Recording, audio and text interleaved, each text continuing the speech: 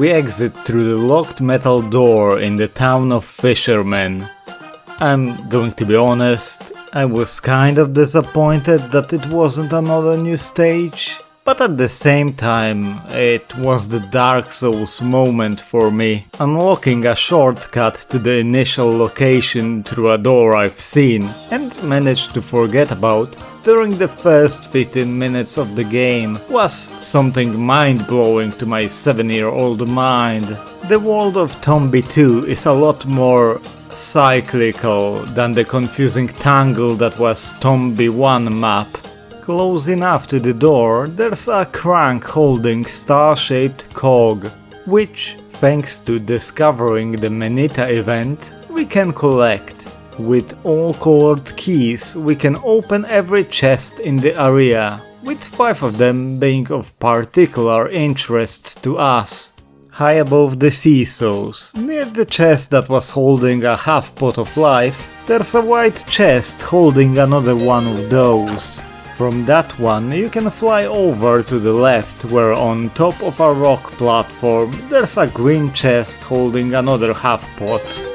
If you have a water pig bag, a gate will show up, which is another clever connection between the beach and water temple. You can also get inside that little cave if you have grapple and rappel yourself up. Way up from the place where the fisherman was sitting, there's another green chest with a half pot of life. Finally, there's a blue chest on the roof of Wynn's crib. As the chests before it, it also holds a half pot of life for a total of 7. There's also a green chest holding one of 3 purple jugs. Collecting it will increase the magic gauge a little. And now we can slowly prepare for our big backtracking tour. Trademark. First, charity wing to the ranch summit. While we are here, flying to the left, there are 2 chests hanging in the air, preceded by a nice collection of flying gems.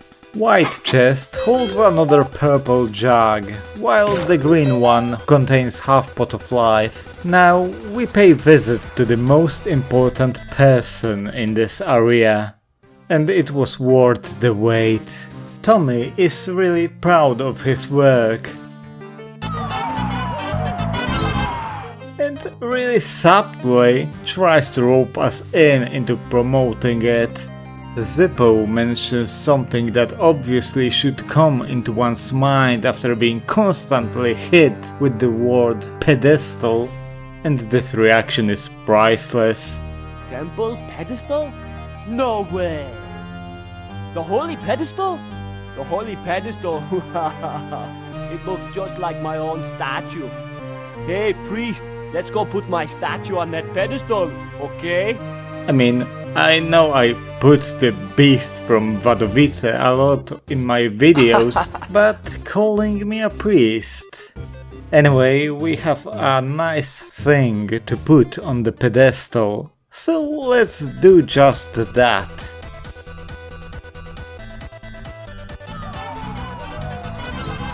Now we have an infinite source of holy water. Filling 2 buckets with it is enough for the whole game. Well, you can also use it to water the final magic flower. With Donglin Bell, we quickly get to the laughing, crying forest, pour a bucket on the stoned Baron,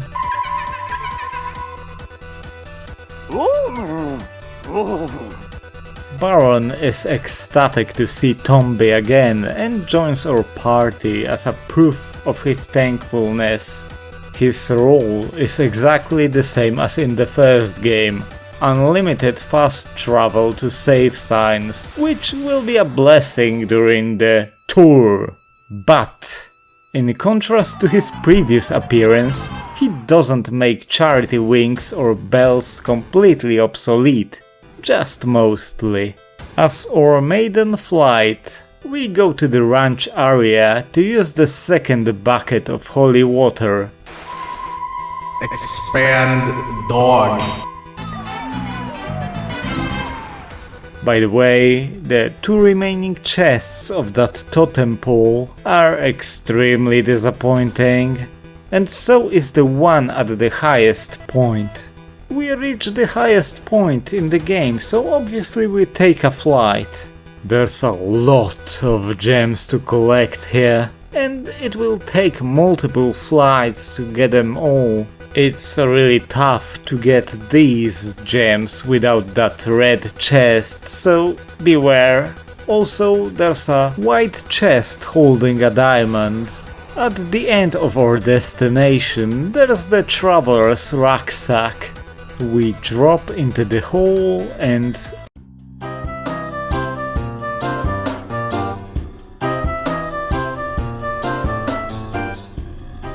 there's this large, ominous box radiating with some strange energy. You can't open it. You can't destroy it. There's no event discovery. It's just there, taunting you. We drop further and, well, that's convenient. We deliver the lost rucksack, and in return, the traveler reveals his ultimate secret. the legend of the Golden Tower, which falls apart as we've already discovered it. Poor guy doesn't even know where it is and laments that it's hidden.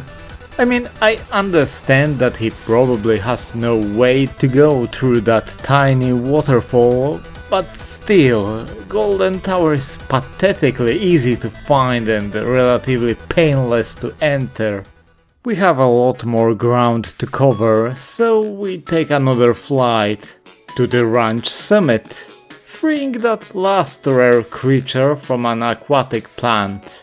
There are 10 of them, 6 in the town of the fishermen, 1 in the cave part of ranch area, the different shaded one in the deep forest, 1 near the Golden Tower, and finally this one. With all of them gone, the mermaid is free. She gives us her most precious item, the mermaid bucket. And you know, I'm not gonna hate on it. If, for example, you left most of the secondary events untouched to this moment, it's going to be really handy, freeing you from the need of getting cold or hot water. And yeah, it really does contain hot water. You need it only for that event with Spa, but hey, it's nice. I can see it being really useful in 100% completion speedruns. Having all rare life forms, we can fulfill the collector's dream and in turn receive a really interesting reward with the use of their life energy. The collector forms an energy spring that lets us taste the forbidden world, making another mechanic from Tombi appear. It works exactly the same, making Tombi faster and forcing him to animal dash all the time. Sadly, the visual effect is less impressive than monochrome Tombi.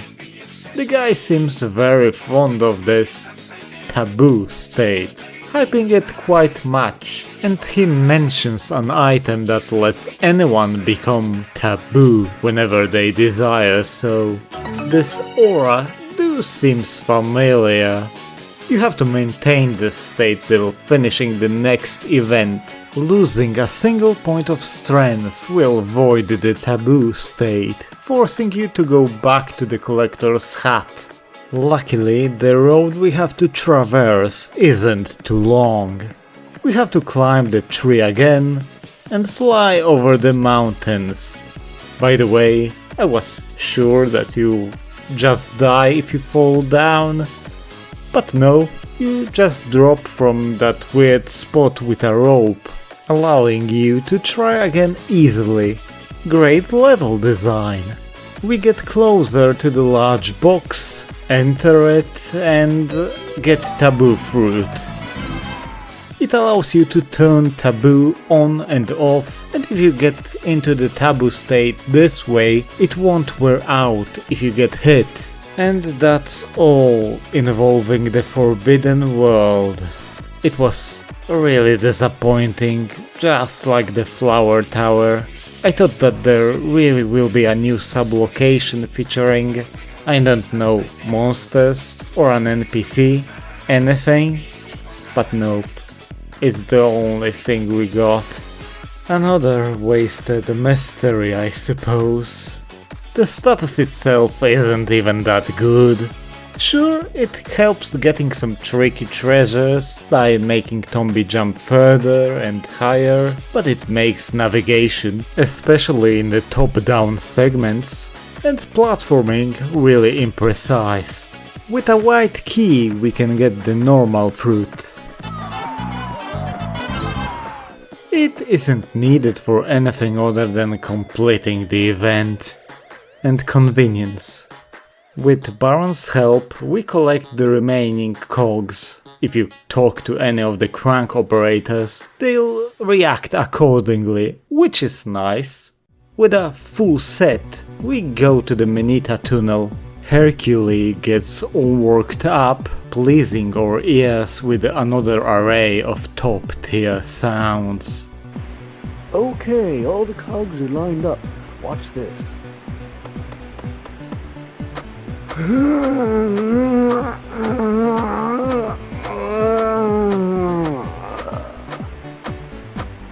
Go get him, Gramps!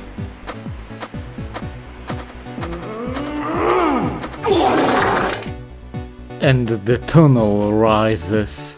Tombi automatically enters it, shrinking in size. He also does what 99% of players would do and enters the tiny door. We then get to talk with a mouse, a squirrel, without any suit or learning the language. We get a Minita bell, which will take us to the tunnel anytime we want. Being small allows you to enter small spaces, but prevents you from many things, like interacting with NPCs or wearing clothes. I don't believe there is a place where it would hard soft lock you, as you can simply, well, die and you'll return to being normal. But it's nice from them to make sure we have a way to always get to this place. Also, it acts as a hidden fast travel point that isn't available to Baron. While we at it, there's a third bell, the coal mining bell. At this point it's worthless. If only they've made this chest green, or even better, red. It could have been useful. At this point of the game, any player should easily have 1,000,000 AP, so we collect all the Pignoses and put them in their designated holes. With 4 of them, we can enter the Golden Tower. See? That wasn't so... Oh, yeah, I remember the moment when I realized that somewhere is a 5th adventure chest that I simply missed. We'll get to it really soon. We get Mini again, fly on Barrow. Oh, yeah. Remember when I've said that charity wings still remain kind of useful? That's why. You can't baron yourself somewhere when Tombi is small or invisible. I think that both statuses have very similar programming, seeing how their restrictions are very close. Anyway, we can finally enter the tiny door that were taunting us from the beginning of the game. Entering the Tiny Mouse village. Funny how the tunnel behind the tiny door is actually huge, huh?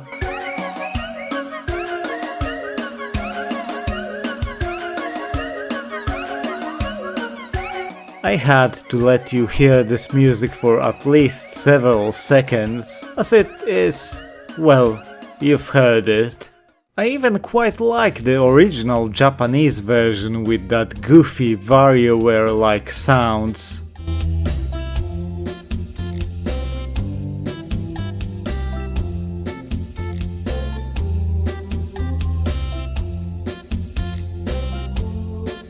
Anyway, we meet tiny mice who gather things called berry nuts. They need a lot of them to survive, so we get asked to help them in harvest. It's actually the most fun minigame in the game, which I know isn't much, but still, it even made me sad that it's over so soon. The objective is simple: collect the berry nuts with 1 minute time limit. They are always placed in the same patterns, but you don't need to worry about it too much, as it's extremely hard to fail this minigame. First round requires 100 berry nuts. You steer the mouse with directional buttons. It's quite responsive and easy enough, until you collect one of the special nuts, which give you an instant speed boost. Personally, I don't really like going at full speed because I'm missing way too many standard nuts. As soon as you reach the quota, the round ends. Our contribution is awarded with Minita Mushroom, which allows us to change size anytime there's need for it. Our fruit collection is now complete. The mice require more berry nuts, but the next gathering area is blocked by an annoying mushroom. Luckily, we already collected the needed tool. It's spoon!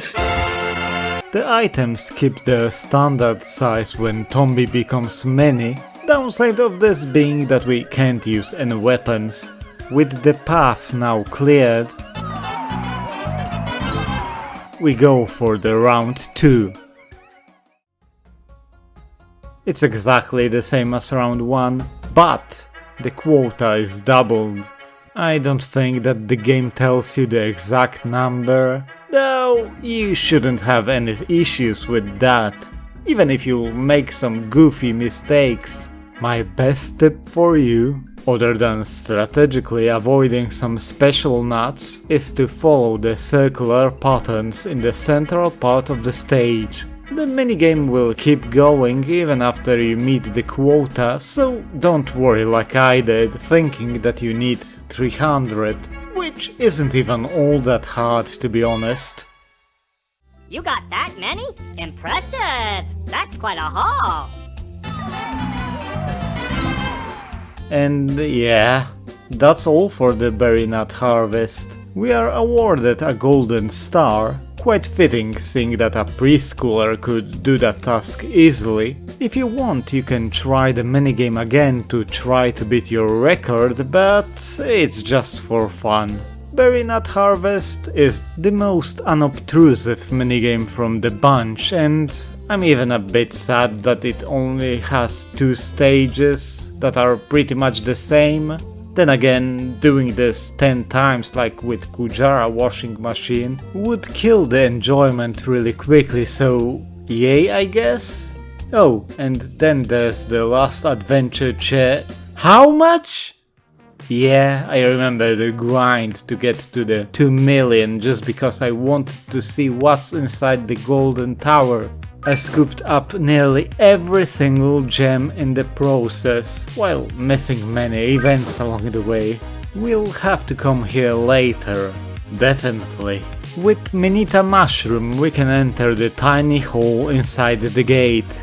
I mean, you can reach it from the Minita tunnel, but it's a lot more annoying to do it that way. Inside there's a hidden temple run by another mouse. He explains the role of the temple and, after flubbing a line that somehow got kept in, If you're finding okay, here we go, there we go, alright. If you're finding Nishiki birds, please use these wings. gives us Nishiki's wings so we can bring the raised birds straight back to the temple. So we charity wing to the town of the fishermen, go up the tree, feed the chicks so they are nice and round, and then show them the wings as instructed. Tombi and the birds gets transported instantly. But it's not over with the temple work. We have the birds, but we need to find the next temple servant. Basically, there are 3 tribes of mice living on this continent. Depending on the color combination of the chicks you hatched, you'll have to recruit a member of a different tribe. There are reddies living in the Kujara ranch, blueies of the circus village, and whiteys over the entrance of Donglin Forest's treasure room. Whiteys are selected if you hatched red and blue chicks, obviously. With a correct servant and 2 Nishiki birds inside the temple, a sacred artifact drops from the air.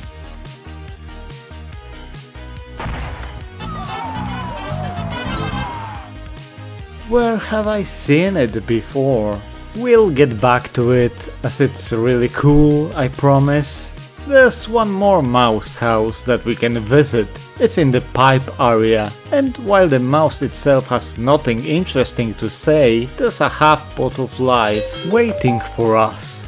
Watering all 5 magic plants has restored Blessed Bones, the cherub from Circus Village, to life. And with him, the fountain works again. Time to take a piss. So yeah, I think we know where the holy water comes from. By the way, you can give a bucket of holy water to the thirsty traveler, but there won't be any funny reaction waiting for you. Still, you can chuckle in private after attaining the forbidden knowledge. Bones is quite rude to us, but I'm pretty sure that it's just a translation error, as he needs the seeds of strength for himself. He doesn't use them on us.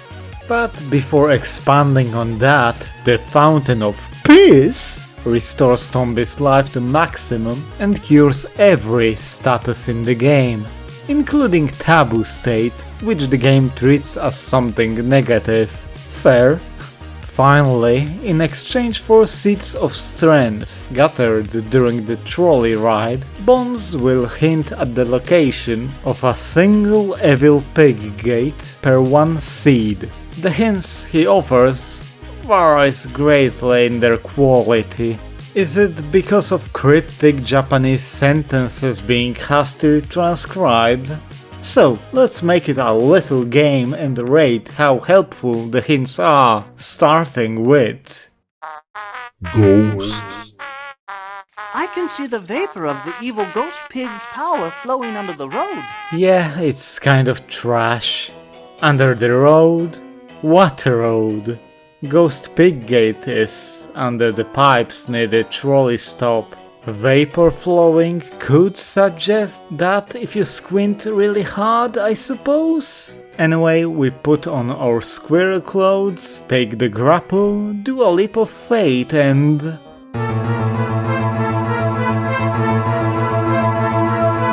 enter the gate to meet our first evil pig.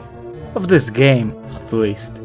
We get thrown into a pocket dimension where the evil pig in question resides. Every evil pig has its own individual arena that you'll see for a minute or 3, and then forget about it totally. They are well designed, but simply terribly underused. Evil Ghost Pig appears, voiced by no one other than Peter Kepler. Who's there? Who dares interrupt my sleep? Its design is mightily spooky, especially when it soft jump scares the player. Then the whole spookiness is ruined by the extremely cheesy threat. Did you know that I eat people with hope for breakfast? Like, come on! And every evil pig has one like that, though Ghost has it the worst. The rules are simple. We try not to get hit by the evil pig's magic and throw it into the pig bag, but this time it takes 3 successful throws to defeat a boss. Does it change anything? Yes and no. After 2 throws, a boss will lose its magic staff, changing its main means of attack. Funnily enough, the staffless attacks are more often than not much more annoying to deal with. Let's take Ghost Evil Pig for example. With staff, it will throw skulls that will transform into the yellow ghosts. Props for reusing them. You can eliminate them with any weapon, it doesn't need to be ice related. Meanwhile, without the staff, the pig will breathe a cloud of yellow gas that will home in on Tombi, slow him when he touches it, lingering till it will finally hurt him. With or without the staff, the pig can also try to ram you or gloat, which is the perfect moment to catch and throw it. As I've mentioned before, pocket dimensions are very creative and distinct, with different platforming elements for the players to use, but you can just hang out around one spot and do much better than if you would be on the run. Sad. It would be cool if the fight actively forced you to change positions to be able to do a winning throw. And then there's also the music.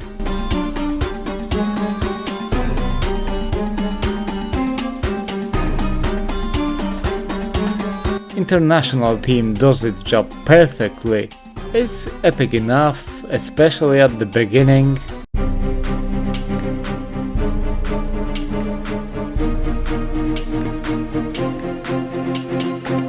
But then there's the Japanese version.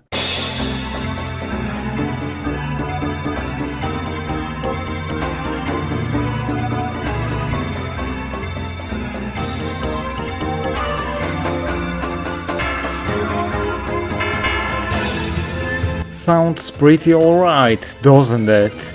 But it's much more, as we'll see soon enough.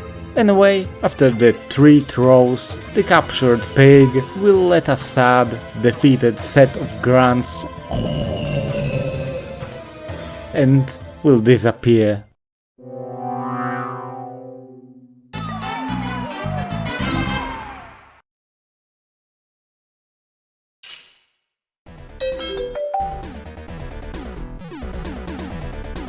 Leaving its robes for us to use. You did it, Tombi!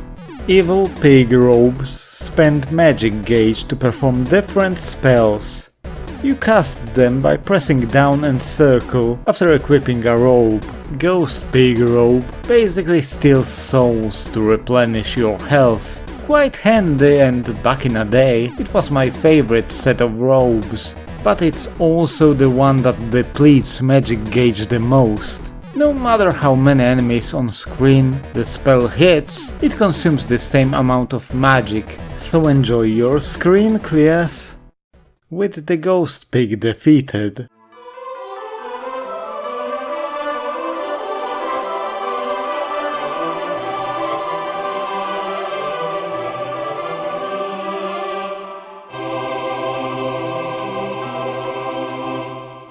Donglin Forest is free from its curse, becoming much more cheerful visually, though ghosts and banshees still hang around. The iconic theme is gone too.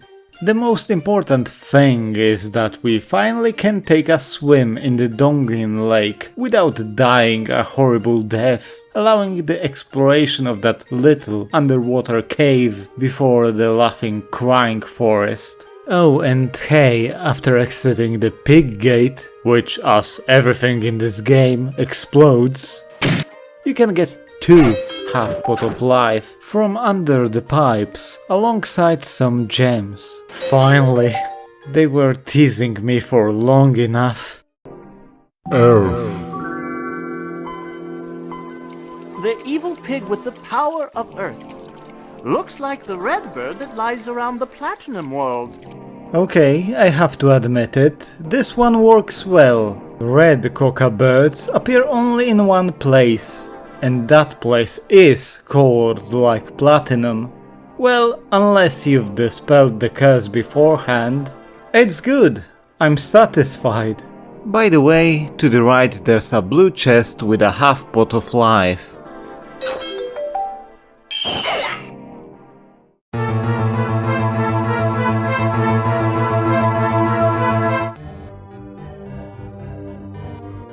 Evil Earth Pig is disgusting, ass-smelling, blob, Dr. Robotnik looking, non-vegetable eating, wide load, hungry hippo, planet whale / free willy, salad dodger, Michelin man, chair crusher, butterball.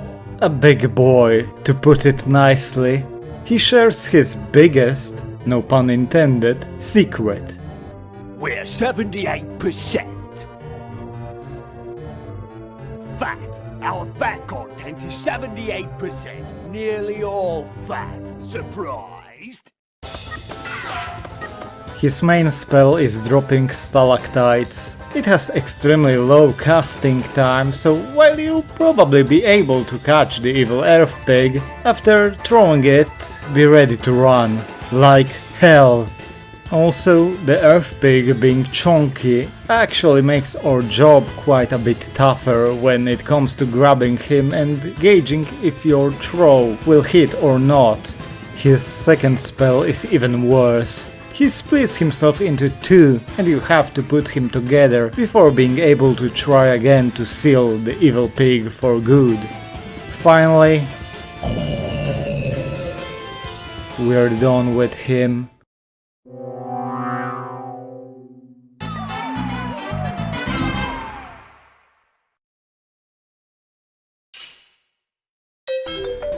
And get another set of threads. Earth Pig robe is nothing special, they drop the same stalactites, clearing the screen. But it actually has something going for it. It can be worn while being a mini. Not too helpful, but at least it gives Tombi some way to defend himself. As for the payoff for the curse being lifted,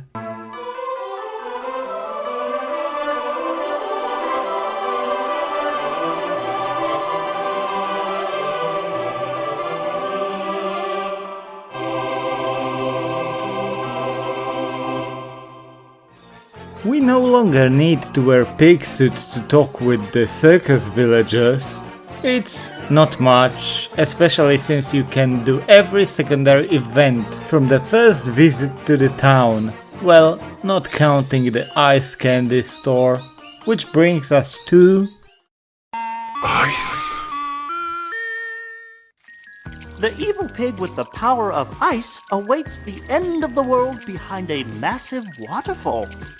Another one that's pretty spot on, though I was sure that it said awaits at the end of the world, which would be even better. Then again, it's a really straightforward hint, even if it's the pig gate that is the easiest to find. Anyway, we enter it and...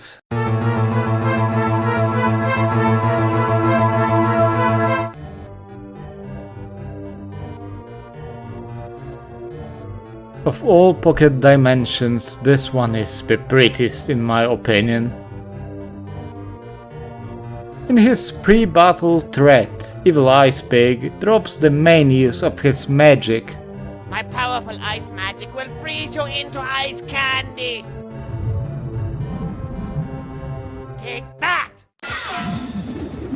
His attacks consist of creating a snowball that gets bigger and bigger, requiring either to be jumped over or multiple hits, be it Tombi's face or weapon.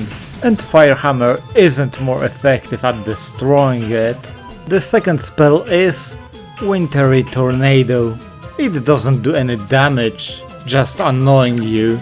The pig bag is located far away, so it can be quite tricky to land the shot correctly. It shouldn't be too tough though.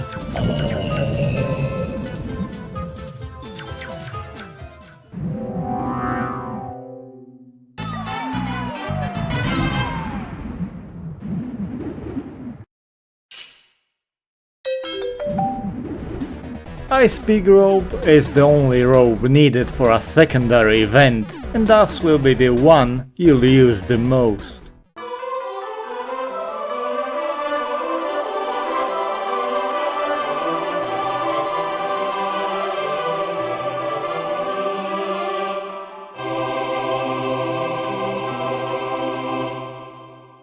Dispelling the curse from the ranch is definitely the biggest one. The snow and ice are gone. We still can't get to the chests because of these indestructible blocks. Don't worry, you didn't screw yourself out of their contents. Just remember to get the full pot of life from being launched as Snowball, or you'll stay at 15 strength forever. Oh, and bringing summer to the ranch actually unlocks an additional event. Flame. The evil pig with the power of fire is hidden among the trees like a draining watercourse.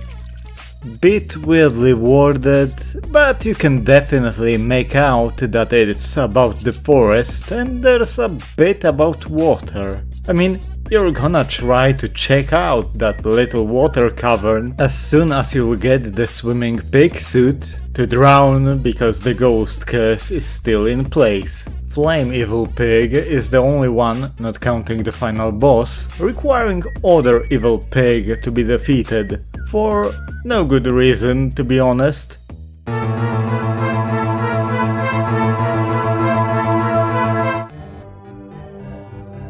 And hey, his intimidating talk is actually kind of great. Choose. Rare, medium, or well done. I'll roast you to whatever is to your taste.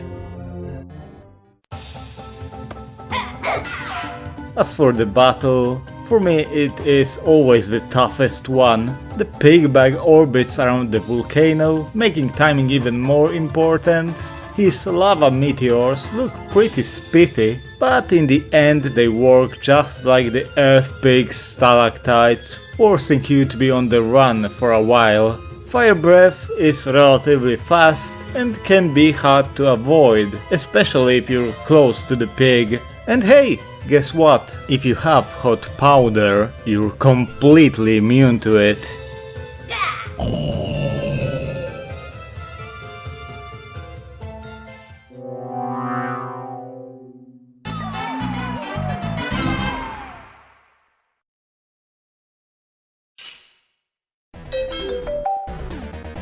Flame Pig Rope's magic is nothing special, it's another screen clear, but with fire meteors. It works on fire enemies, funnily enough, cooling the cappers. What was particularly interesting to me was this throwaway line. The evil flame pig rope. It lets you use flame magic and looks pretty warm too. I was like, no way. Loaded the pre-ice pig capture save, got the flame ropes, and they are hot enough that Tombi won't freeze. I have no idea why would you want to use it, but okay. And no, flame ropes don't protect you from fire damage.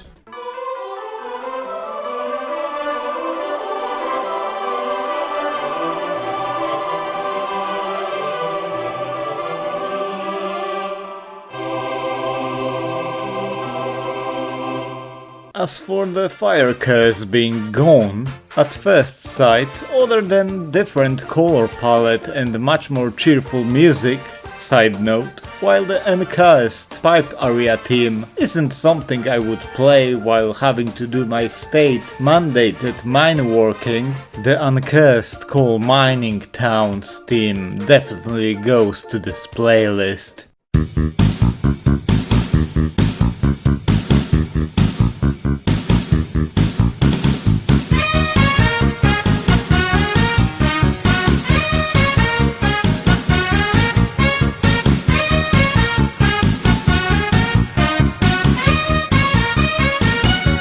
What truly changes is that the lava is gone, chains are cold again, thus allowing us to visit the underground. Yep, we actually weren't in the mines proper at all. Oh, and the grate in the machine room isn't heated at all anymore, allowing us to finally get that treasure.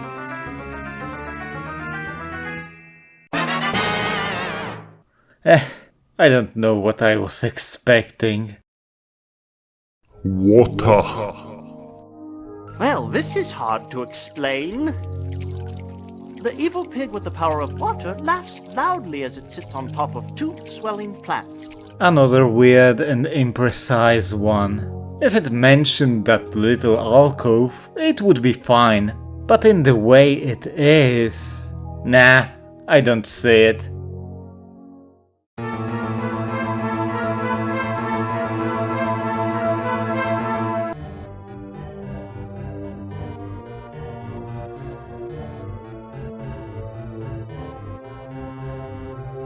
The main thing about the water evil pig is that, just like Navy Pig in Tombi 1, she is a girl.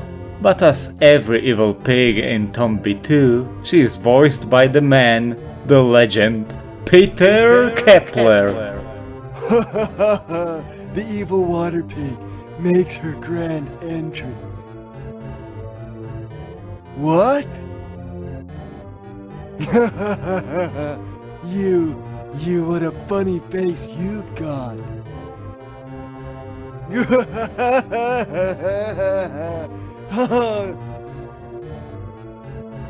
Oh, don't make me laugh. My jaw's about to fall off. I can't stand it. No, I can't take any more laughing. All right, you want to face off? We'll face off. But let me warn you. Water can hurt a lot if shot with enough force. Ready?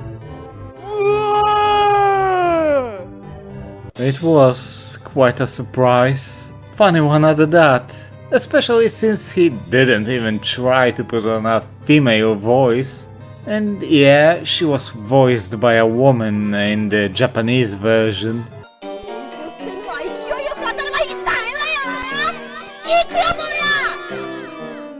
I don't believe it was a placeholder voiceover, as Peter Kepler truly gave his best.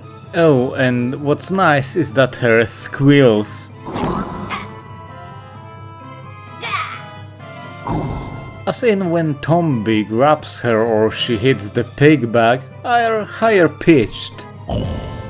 As for the boss fight, just like Metal Gear Ray, she shoots water jets that can be really painful. Actually, I'm pretty sure they function exactly like Flame Pig's fire breath. Her stuffless special technique is spinning around shooting balls of energy. That's a nice trick. You have a brief period when you can grab her, after that you'll have to wait. Jumping or using weapons won't do any good. Oh, and when she is at her last life, half of the stage will be devoured by a waterfall. There's a lot of water, so you might want to don a swimming pig suit. But then again, as with most evil pig fights in this game, sitting in one place is the best strategy.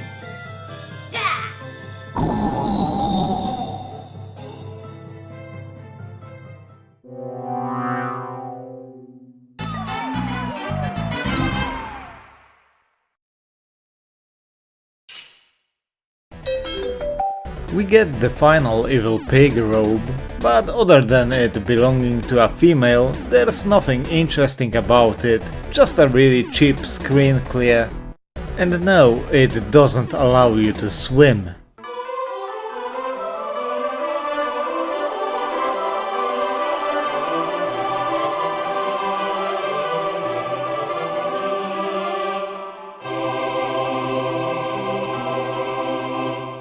With Water Evil Pig gone, the rain stops. And that's all. To my knowledge, there's no gameplay change. The water current is still present and of the same intensity. There's no additional events possible, only after getting rid of the curse. Yeah, Tombi 2 dropped a ball in this aspect.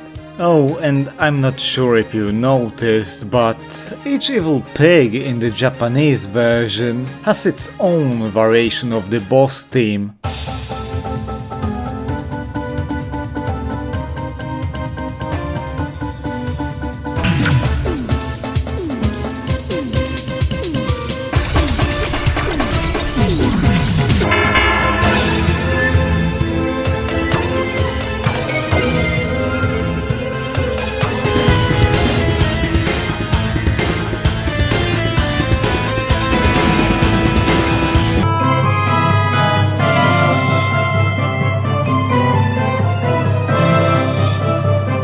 changes aren't too big, but you can notice them easily, and they add a bit more personality to each evil pig. As much as I love what Ashif has made, especially the first 8 seconds, I think that somehow the original vision by Shina Ozawa is much better, keeping high energy and epicness through the whole team, or rather 5 teams. And I mean, it's 5 against 1. Personally, I like Water Pig's battle team the most. By the way, something that I've totally forgot to mention, or rather I didn't know because I never tried to do so, is that you can use Charity Wings, Bells or Baron during boss fights.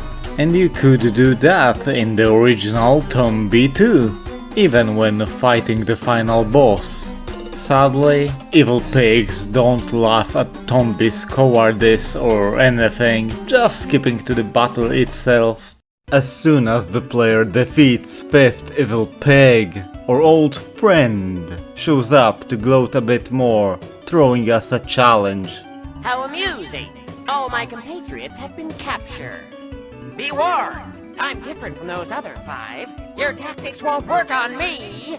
Spoiler, he actually is just like the other evil pigs, as in, you just throw his ass into the pig bag. At this moment, one can simply go and enter the endgame, but we still have some things to do, though it's the tail end of our backtracking tour.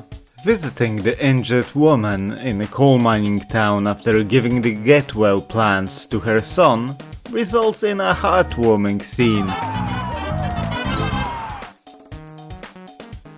And Tombi receiving the second part of the Song of Courage.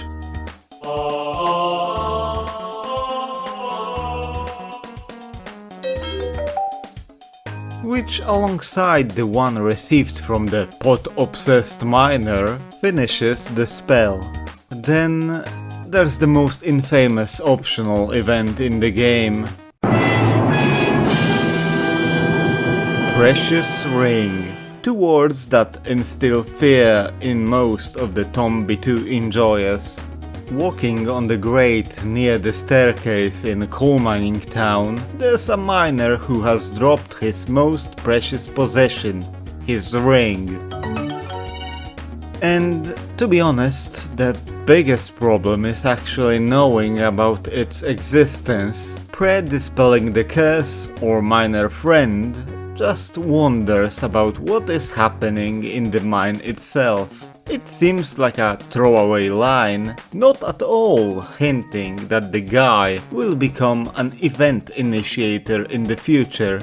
So what exactly we have to do here? Oh, just jumping off the chain into the abyss. Suicide is painless after all. Because yes, even if there's no molten magma filling the mines, just dropping there will cause a slow and horrifying death by drowning in the mud, fate that Charles just nearly avoided. Nice piece of world building. But there is one spot where you won't die and instead be transported into a secret room with an adorable little piece of mud. To leave, you have to hammer this button to be launched back. It's bizarre. Strangely enough though, I remember discovering this room by accident as a kid, but never knowing what to do with my find, other than washing it of course. You don't need to talk with the miner beforehand to be able to get to this room. So yeah, I think that the game makes discovering the event much harder than actually finding the ring. Especially since couple of NPCs actually tell you about the secret location.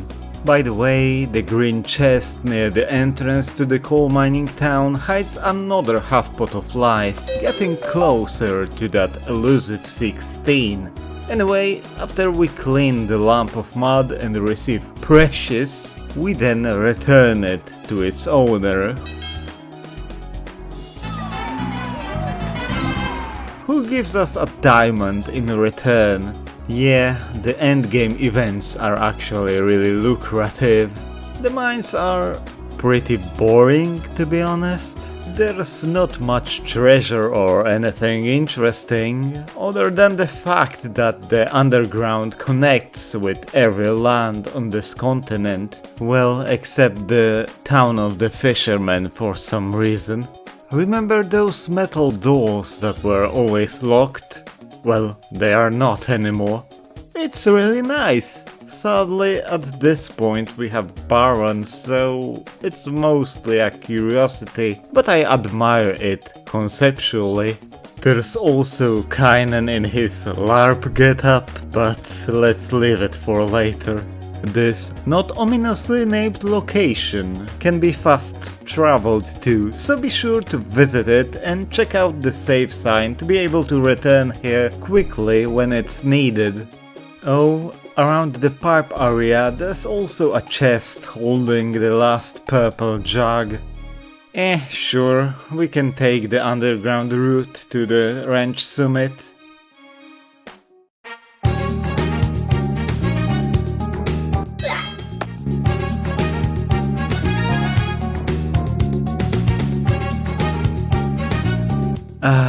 You know, as great as this land was cursed, it is just as beautiful uncursed. Same goes with the themes for both the ranch and the summit.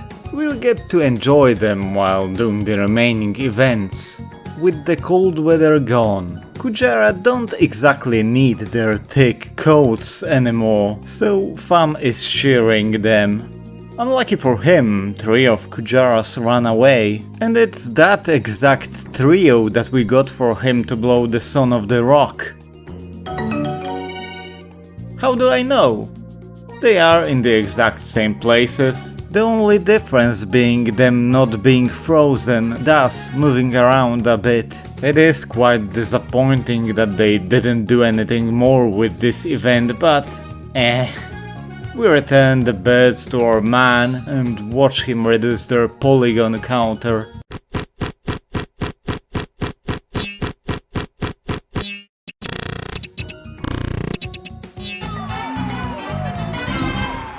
Our prize is... We have a traditional saying. I guess it's kind of an incantation.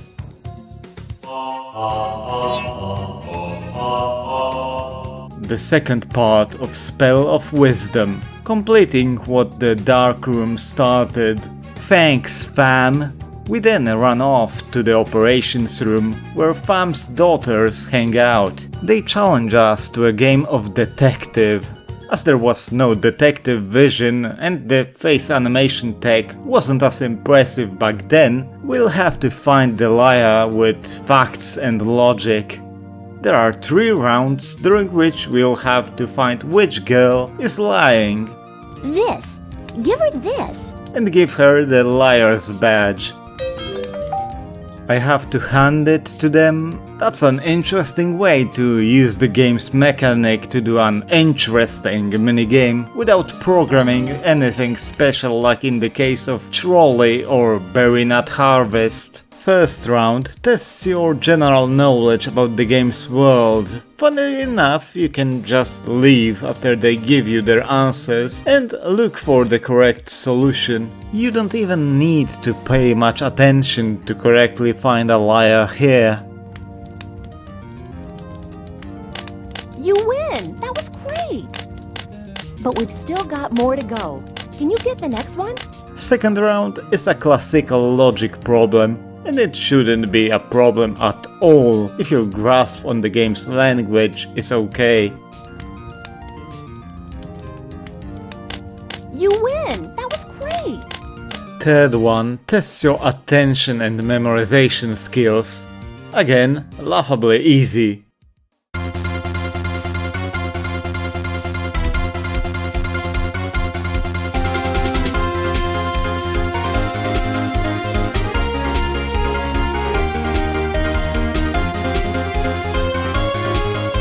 Okay, who has the ball? Can you tell? I have the blue ball. I have the white ball. I have the green ball.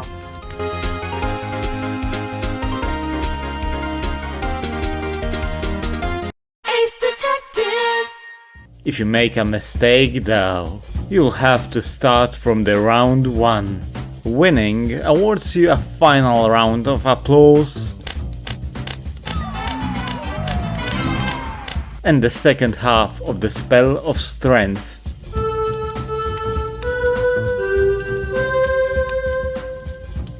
Joining the one we got from the clammed up mermaid. Sadly, there's no way to play detective again, and the girls will just spew out generic game hints. So if you're interested in seeing all the different lives, make a save before finishing this event. Finally, this area of the summit is the best place to make ice candy. Just put on your ice robe, get as many Toradacos as possible on screen and cast the spell. The enemies will be transformed into the frozen treat, as Ice Pig advertised. What a gruesome end. Climb the ladder and freeze another set of Toradacos. Optimistically, you should get 7 pieces of ice candy in 3 castings. Don't be shy about using magic waters and juices. If not now, then when? Enemies don't respawn until you leave the location completely, so fly on Baron to the summit every time you clear it from enemies. The goal is getting 30 of them. It took a lot less time than I thought it would. As I've said earlier, Donglin Forest doesn't offer anything new. You can jump around collecting all the chests you couldn't get or that you've missed, while listening to the new peaceful music, chilling with the ghosts. I never knew that multiple ghost pigs can spawn. Huh, the more you know. As I've said, you can finish the remaining 2 events even without clearing the curse. Both are from the same guy. We make his wish of being ice candy, popsicles in the Japanese version, salesman come true. He needs 30, even if he'll tell you that he needs more after you give him that number. And the reward for this quest is really interesting. This thing is Pig Ball, Pig Bullet in Japanese. And it's actually a weapon, a projectile with much longer range, something completely new and unique. But it doesn't end there. It's a one-hit kill, but only on the pigs, and the first pig of the species will turn into tiny version of itself that you can then collect. Because yeah, Pig Ball wasn't just a reward, but also an initiator for a new secondary event. Basically requiring you to get 5 different tiny pigs for the guy. So we do just that. I have to say the sprites are quite adorable, but how ethical it is. More or less ethical than turning sentient beings into food items. This guy tasks us with doing really questionable stuff, huh? We return with tiny pigs and then give them to the guy, one by one. There's no other way to do it, so that little line... Huh? Tiny pigs? That's great! Can't hardly grudge you for that. kind of engraves into one's brain. He then juggles with living things. Yo! Ho! Ta! Yeah, just give me the diamond and get out of my sight, man. And that's all. Other than delighting yourself with the uncursed Circus Bridge theme, perfect when you need to visit social media. But enough of clowning around. Now it's the time for something truly amazing. Crushing the dreams of every traveler we've met by uncovering the towers and raiding their treasures, starting with Tower of Strength. I know that the Tower of Courage is the first tower we hear of, but listen to me for a while. When I first played Tombi 2 and was mercilessly teased about the existence of some legendary places hiding marvelous treasures, having the spells collected, I felt despair being unable to find them. I used the spells everywhere I could, thinking that maybe this time a tower will sprout from the ground and allow me to enter. It never happened. It took me years to reach a point where I was smart, or perhaps I should say, curious enough to find the towers. And my mind was blown once I cracked the pattern. There are 3 walls where you can see bricks being included in their texture. I approached the one in the upper section of the ranch, chose the spell of strength, or force as it was called in the beta version of the game and by the Prima guide. The game went silent, allowing Tombi to sing sounds of a forgotten melody.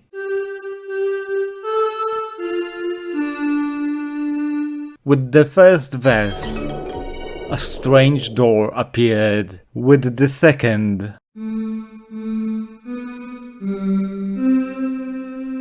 the tower invited Tombi inside. We are greeted by an overwhelming, mysterious tune, while Tombi hopelessly searches for the treasure.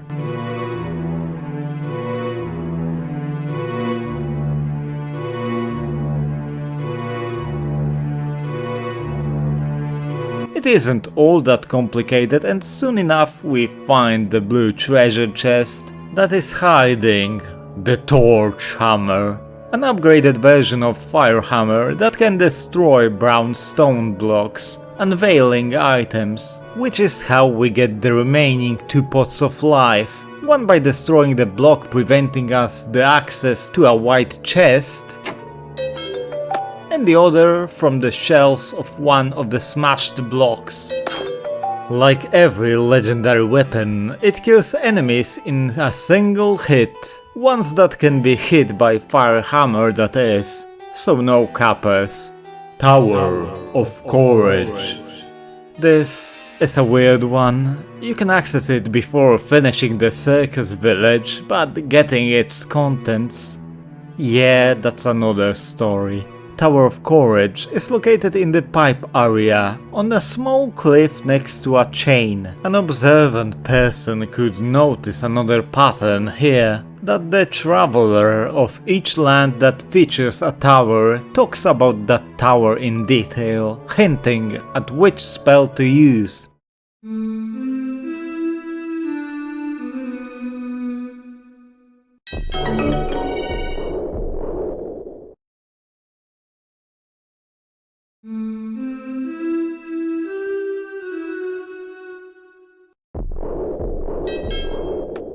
Anyway, we enter the Tower of Courage and it's quite a bit different than the Maze of Strength. Instead, we have laughing and crying doors. First floor features 2, second floor has 5 for whatever reason, third has 3, floor 5 has 2 doors again, fourth floor throws a curveball that blocks the progression. There are 2 doors, but instead of laughing and crying ones, it's small door and a normal one. Obviously, it's not the normal one. Like every bad door, it will force you to start the puzzle all over again. 6th floor is the final one, with a locked green chest. The answer to the puzzle is crying, laughing, crying, many laughing. And no, there's no clear hint at the solution other than constantly alternating the emotional state. Is bipolarity counting as courage? Tenacity would fit the tower better. Anyway, we jump on the chest to open it and oh, yeah. You can't open chests while many, so not only you need Mystery Mushroom, but also the Minita Mushroom, thus increasing the requirements quite drastically. Our reward is... Glacier Boomerang. You know what disappoints me the most about it? It's not the fact that it has the same range as other boomerangs, and can't one-shot kill Kappas or affect Toradakos. No, it's the fact that it's just a larger ice boomerang. And sure, you could, in theory, say the same about Torch Hammer, but it still has some aesthetic differences, not to mention the fact that it does something other than killing stuff. I mean, they were on it. I thought that they will do the same thing as in Tombi 1. Normal boomerang, 3-pointed one, and a Fuma Shuriken boomerang. But no. I hate it. The puzzle was fun though. Tower of Wisdom. And finally, in the deep forest where we found the rock crab, there's a wall hiding the entrance to the last of 3 towers.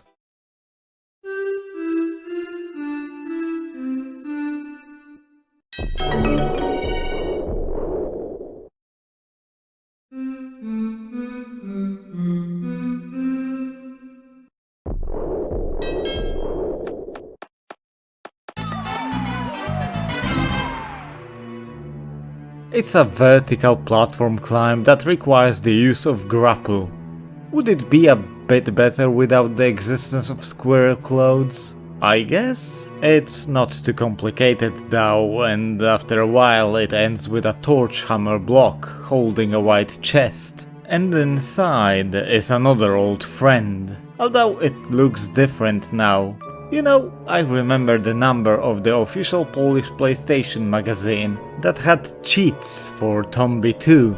They were action replay codes, and even though I had the device, I was too stupid to input them properly. So for a long time I was wondering, what is Doka Pin? Glacier Boomerang and Torch Hammer sounded familiar, but Doka Pin completely alien. I thought that it followed the pattern of other legendary weapons, thus probably being a metal tool like blackjack or grapple. I wasn't smart enough to add 1 and 2 together though, but I have to say its design is so simple yet absolutely supreme. It's just grapple and blackjack fused together. Also it's big now. Much better than the weird grapple jack from the first one. As for the name, it's coming from the Japanese version of blackjack, Guru Doka, and grapple, Guru Pin. Grapplejack was actually called Doka Pin there. Why they didn't translate it like that for the sequel? I don't know. But I'm kind of glad. It's a cool name. Mechanically, it kills in 1 hit, if it can be affected by blackjack, has a range of grapple, and functions as 1 if it hits a surface. Nothing special at this point of the game. And that would be all for the 3 towers. But before getting the last golden pignose and entering the golden tower, there's something that I wanted to talk about, as it is mighty interesting to me. I hoped that my research would make a breakthrough, once and for all solving the mystery that haunted me for so long. What exactly are the spells of courage?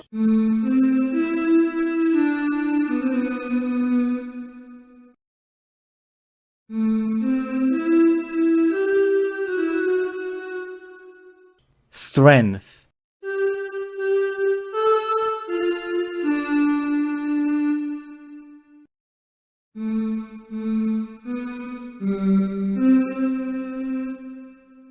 And wisdom.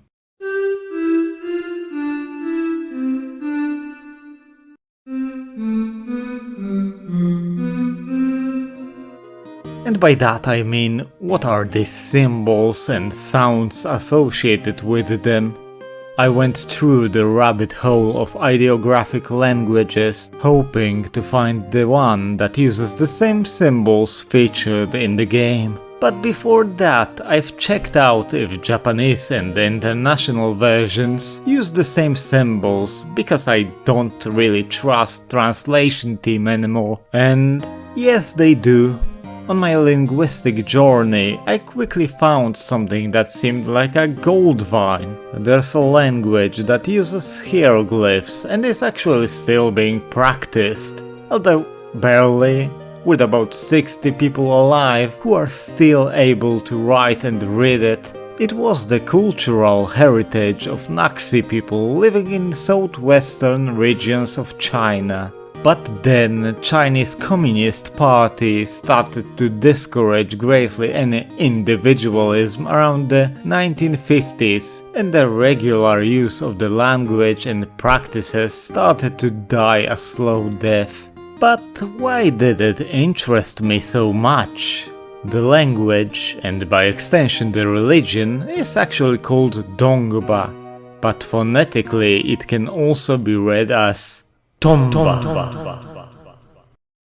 Dongba in the language means wise man, and is actually the term that the Naxi use for their priests. This line, spoken by Tommy, went from bizarre to mind-blowing really fast. The culture as a whole is extremely interesting, and I'm a bit ashamed to admit that I even read about it in my workplace when I should be, well, working. But hey, everything in the name of research. The core idea of Dongba is that people and nature are brothers from another mother, and that they should take care of each other and live in harmony. I'm not sure if Tokuro Fujiwara originally knew about Naxi's existence when he created his masterpiece, or was it just a happy coincidence and he just rolled a bit with it in the second game. But to the point. I found a cheat sheet with most, I think, of Dongba glyphs, and I combed it over looking for the exact, or at least close, matches for the symbols that made up every legendary spell. And boy, let me tell you, there was over 2000 of them, and while the glyphs of interest look similar in style to those found in the Dongba script, I haven't found them there. I even wrote to the scholars running the websites about Dongba asking them for help. I didn't get any response, but maybe that's for the better. I mean, I got enough embarrassment in my daily life as it is. While checking the Dongba materials, a realization hit me like a thunderbolt. Dongba, in opposition to the Egyptian hieroglyphs, is mostly pictographic, as in having a concrete meaning and a long word, so to speak, assigned to one symbol. And I watched videos of the actual priests reading Dongba, and it didn't sound like the actual spells at all.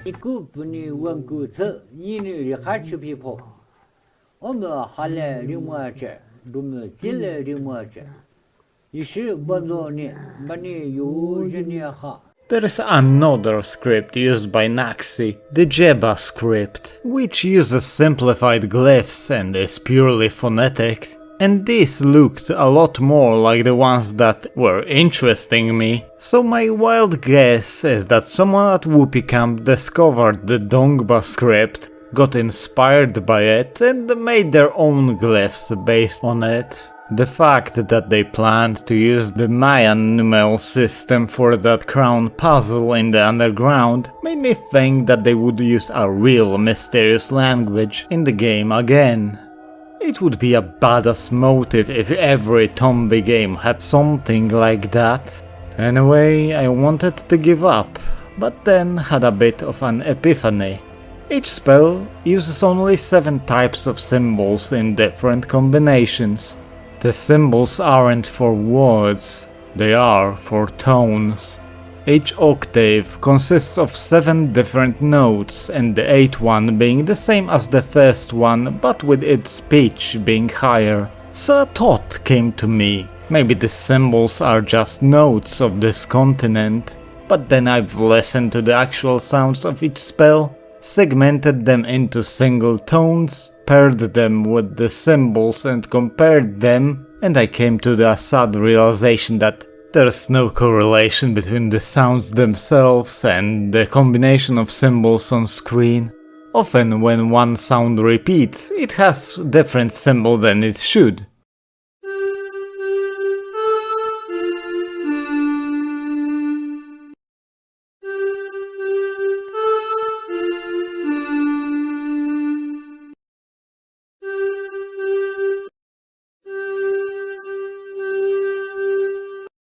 Other times symbol is the same, but the sound is vastly different.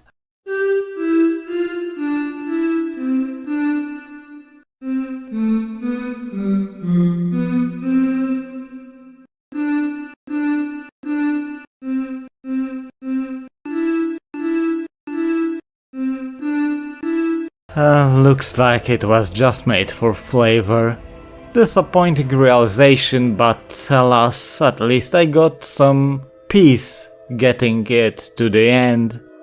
With the last Pignose panel in place, an entrance opens, allowing us to visit the tower made of golden bricks.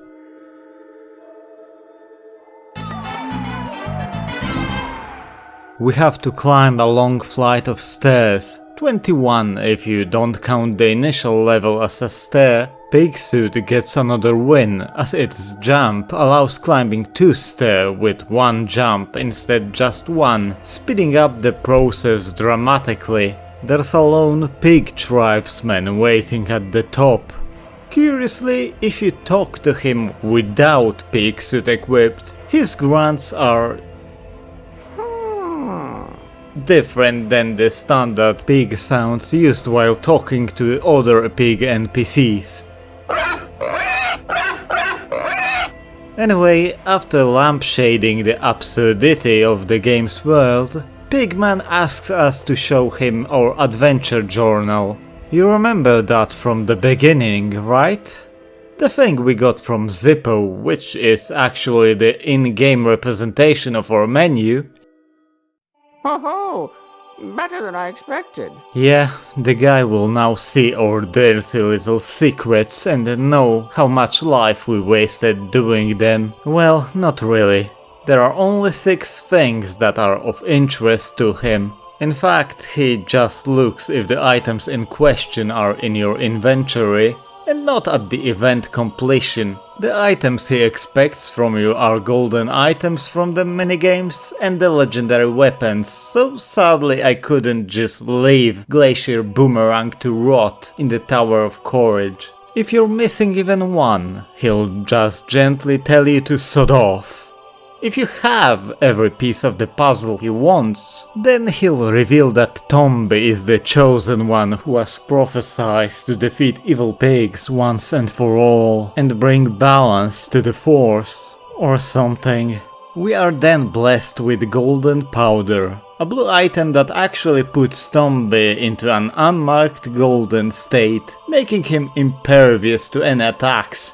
Gravity will still kill him though. The item itself wasn't needed at all, it was just to crown Tombi as a physical god he became on this journey. And not gonna lie, the whole thing with Golden Tower was properly built up, and it's nice that they put the pig tribesman here with the whole prophecy and stuff. Subtle world building. And finally, we go back to the tiny temple, interact with the memory card. Stele. It opens a menu reminiscing of save load screen. For the most players the screen will just show no saved data. But if one has a Tombi 1 save on their memory card, they will be able to load the data and unlock content for Tombi 2 if they finished certain events in that game. There are 4 events that, if were finished on the converted save, will result in additional content in the sequel. Hide and Go Seek, A Lost Child, The Cute Witch, and the 100-year-old Wise Man. As soon as the game loads the save, new content spawns, with the priest explaining in detail where to find it to spare players the pleasure of looking for it over the whole continent. By the way, I love how every mouse tribe was voiced by the same voice actor, J.S. Gilbert, so they wouldn't need to record 3 different readings. Ah, we're called the Blueies. Did you see any mice? Probably not. My name is Whitey. Yeah, I'm a ready. It is funny that mice sound as if they were chain smokers though. We start by visiting the house where we've became Santa's #1 helper, with it now hosting 2 dwarves, parent and child. Not going to lie, the artists did a great job modeling them from their 2D selves. And hey, another character for Peter Kepler to voice. Tomba, we heard that this continent has large flower seeds. Dwarves are looking for flower seeds. And that's all the info we are getting, no other hints. But the placing of the dwarves suggests that the large flower seed is nearby. And believe it or not, it is. It's in the alcove in the upper eastern part of the ranch, in the spot where there once was a rope that dropped snow on Tombi. Returning to the dwarves leads to more demands, as the kid now wants to see it develop into a full-grown plant. And that's where the flower box comes in. I still can't believe that they've put it just to taunt people who never had a chance to load Tombi 1's save. And no, she doesn't hint where to find the large seed. It produces this botanical abomination. That was fast. What kind of flower is this? It looks like it's laughing. And it's crying. Which is then forced upon us. Bringing the demon's spawn to dwarves finishes our first additional event. And rewards us with the proof of friendship. Outside of it being worth 100,000 AP, the same as a diamond, it just sits in the inventory as a memento. Next, somewhere above the ranch is the summit, by the way. After flying through the chasm, next to the stone blocks, there will be quite unusual block of ice, even after the curse is lifted. Breaking it will reveal an invisible mirror. Its name being a really awkward translation as the mirror is visible. It just doesn't reflect anything. Someone who has cleared the original game already knows who to visit when it comes to mirrors. Ah! Oh, it's my mirror! Oh, I can't live without it! Oh, thank you so much! Mizuno puts on bit of a tsundere act and rewards us with another proof of friendship. Nice and easy. Oh, and she doesn't hint at the existence of the mirror if you visit her before finding it. Next one is really obvious, spoiling the location, main character of the event, and his exact hiding place. If you talk to the pig-suited kid, he will report that he has seen a ninja. Listen to me! I just saw a ninja! He was more agile than a clown! While speaking with a completely different voice.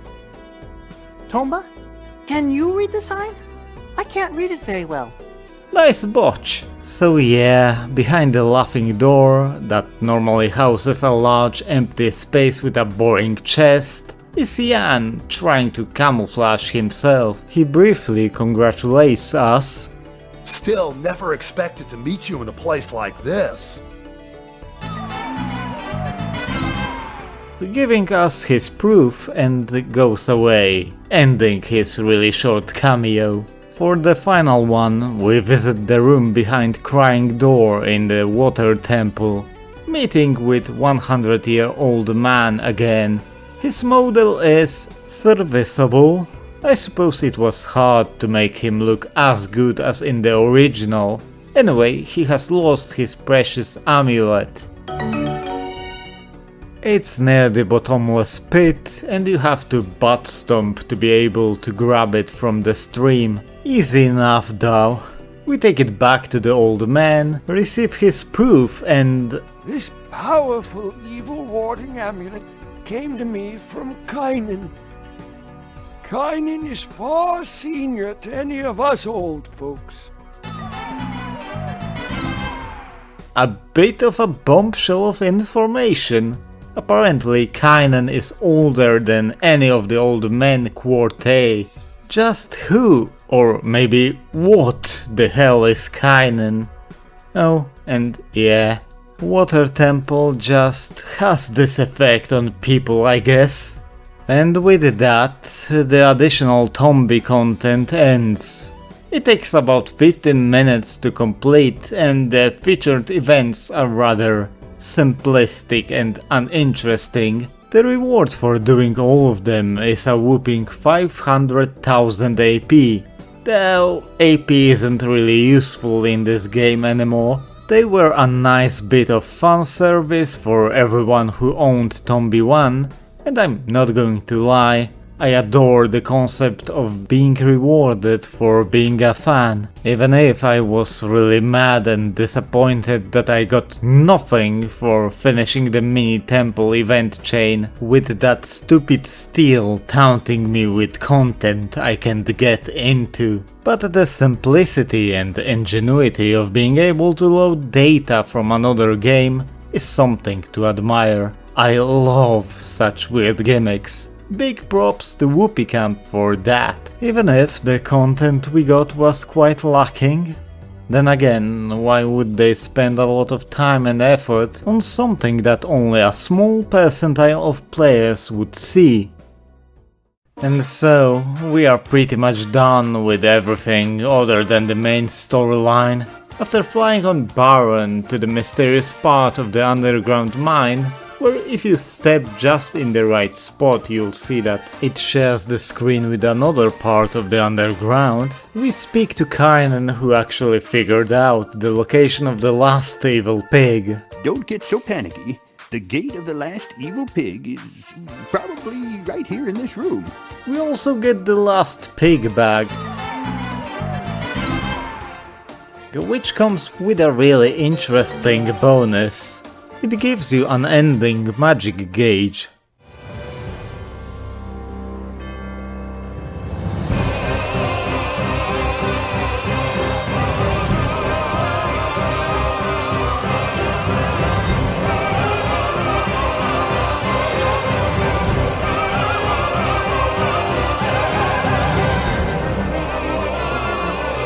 Would be helpful before going on that ice candy massacre, huh?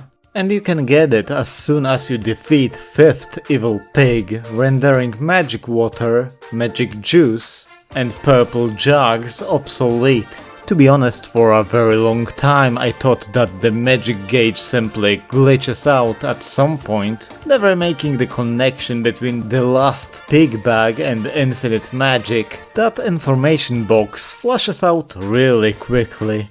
Kainen has a really bad feeling and wants us to do everything we wanted to do. And he isn't joking, this is the point of no return, and in contrast to the previous game, we won't be able to just go back, for a very good reason.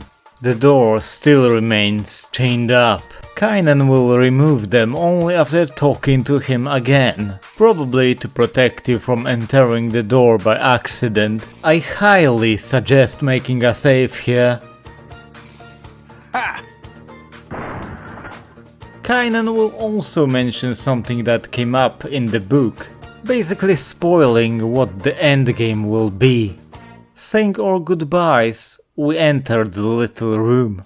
As soon as Tombi enters the room, he will turn and look at the player. He will then be completely healed, including removing all of the status abnormalities, probably in case if for some reason a player who never found the normal fruit entered the endgame with no way of removing laughing or crying. or to ensure that nobody will be able to cheese the last fight with invisibility. As a kid, it always puzzled me why Tombi suddenly turns this way without anything happening. Because the animation still happens even if you come here at full health. And I'm going to shut up for a moment. You finally got here. As your reward for struggling to get this far, my best magic spell. To everyone sleeping deeply on this continent. Time stop.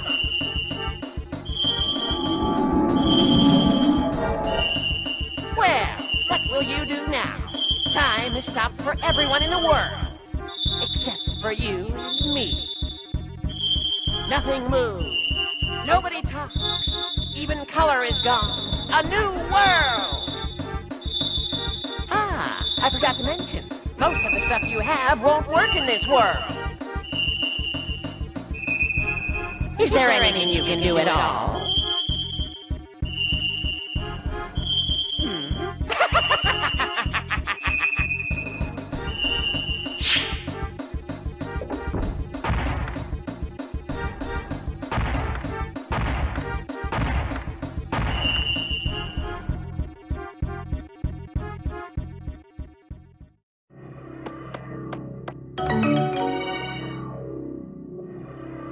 The evil flame pig? A plate?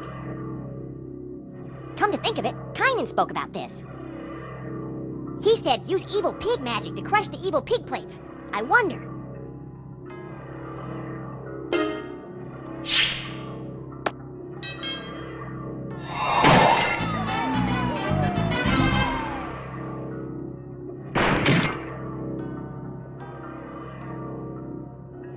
I get it. If we use the evil pig's magic near their plate and break it, the evil statues will be destroyed.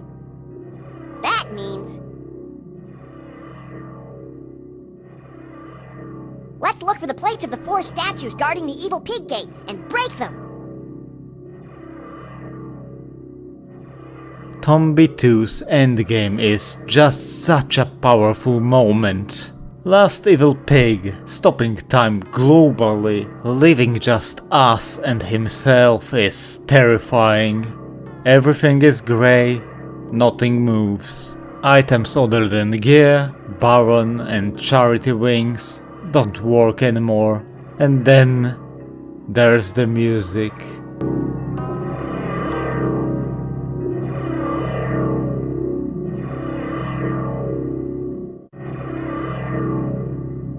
Oh, the theme of world where the time has stopped. There's nothing silly and whimsical about this part. We are alone in this empty, pointless world for all eternity. Or we can fight the last evil pig by finding and destroying evil pig plates around the lands we previously visited. Each land has a plate corresponding to the evil pig that has cursed it before, and we destroy them by casting a spell corresponding to its element. In theory you can cast the wrong spell and it counts as casting, so without infinite magic there was a risk of soft locking your save. You still can use Baron and charity wings, but some of the areas are locked up. Probably to minimize the programming and quality control work. And hey, at least you know where the plates are. But I refrained from using fast travel, instead going for the intended route of using the tunnel system connecting other locations with underground. I really think that they simply should ban use of the fast travel for this section so the player would immerse themselves into the atmosphere of this new world. Well, at least you have to use the tunnels to get to the water temple's plate, so that's something. But yeah, I enjoyed the final section of Tombi 2 immensely. Sure, they could have done even more with the concept to screw up with the players, like adding lost NPCs who wander around but still can't interact with you. but even then, it feels much better than the whole 7 friends crap. But as all good things, it has to end.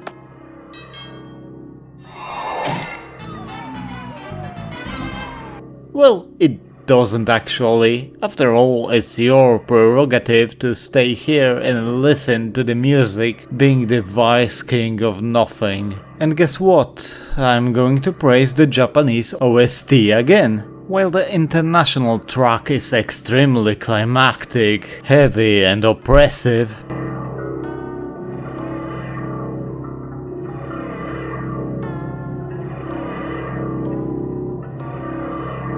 making this moment all more memorable, the original goes the wholly different route.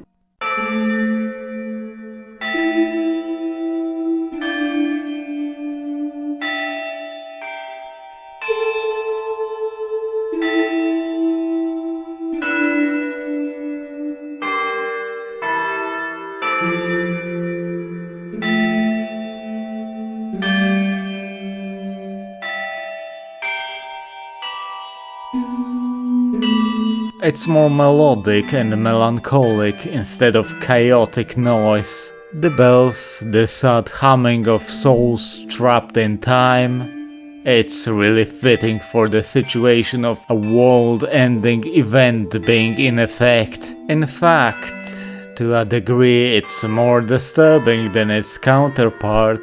But enough of it.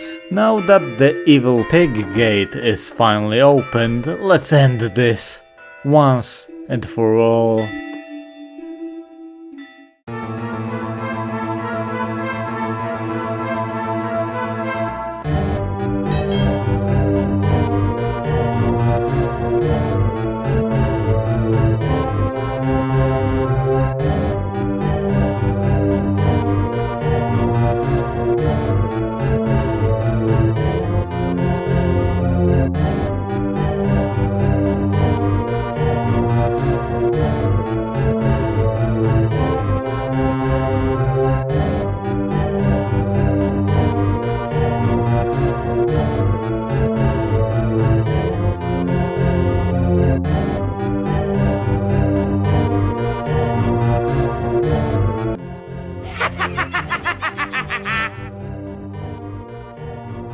I thought I told you already.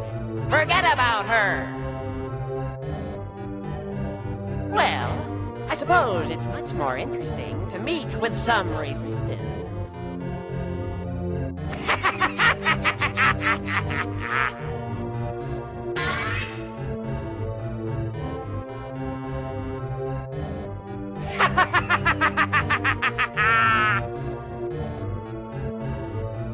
You've come far, Tomba. What do you think? Do you like this new world that I've created? Wonderful, isn't it? Everyone's stopped. Dead. People, trees, and... you little brat. You'll never move again. You can't beat me anyway. So, Tomba, come play with me in my space forevermore. Last pig's dimension is tricky, but like with the other evil pigs, you can just stay in the same place and wait for the pig to appear. This one can troll you a bit and spawn on you, damaging you instantly. The main problem with staying in this exact place is the presence of this crank screwing up with your throws and grabs. Instead of spells, the last evil pig uses our own toys against us, just bigger and with a longer range. And yeah, grapple will still hurt. He can't mimic a pig ball, going for the classic blackjack instead. His attacks are pretty easy to dodge, so we grab and throw him 3 times and he's still in the game. Even for the younger me, it seemed obvious that a final boss should be stronger than his underlings. Something that was missing from the original. It doesn't really make it more difficult or anything, to be honest, but It's just in good taste having to put a little more effort to the decisive fight. After 3 successful throws, he loses his staff, and he doesn't have any special technique once he's staffless. He just tries to ram you really fast while emitting golden powder everywhere. Bit disappointing. What's not disappointing are both teams for this fight, so let's rewind the fight a bit and listen to them.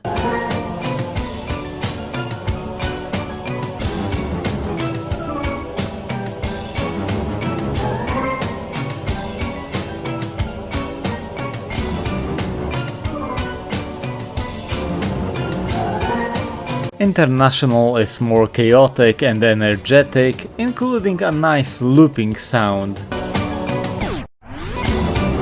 But then there's the original, which is the culmination of time-stopped theme mixed with the bass melody for evil pig battles. It's completely glorious.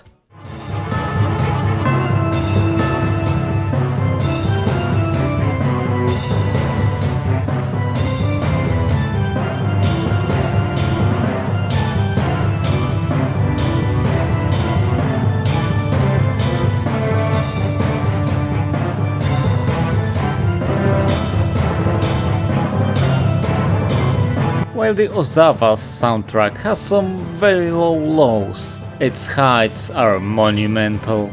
And so, with the final throw, we defeat the last evil pig. The music stops completely. No, you beat me, Tomba. That's impossible. But remember, we never really die. Someday, somewhere, we'll play again, right, Tomba? Stop! Before watching the well-deserved finale, I wanted to talk about the last evil pig, starting with the brilliance of Peter Kepler's performance. While our first meeting with the last evil pig was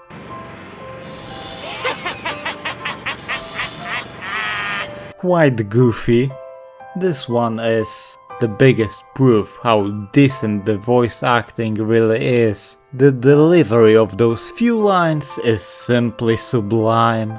There's no anger, not even annoyance, just defeat and resignation. And then he promises to return, to play again. You know, it made me think a lot.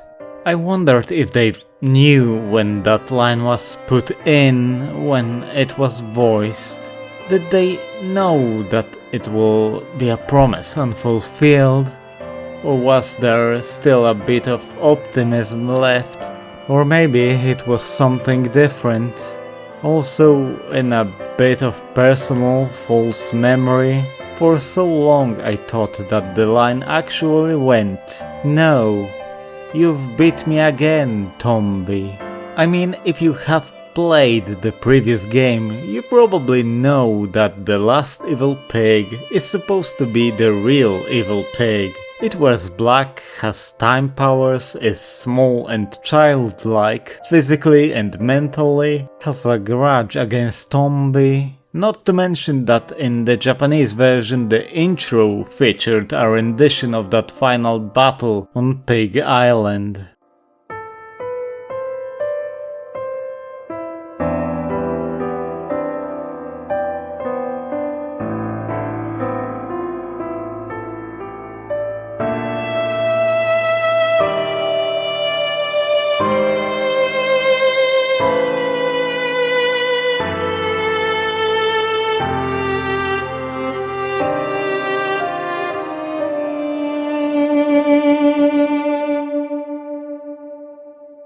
With the source of evil pig magic gone, Tabby is free from the clutches of time freeze. Oh.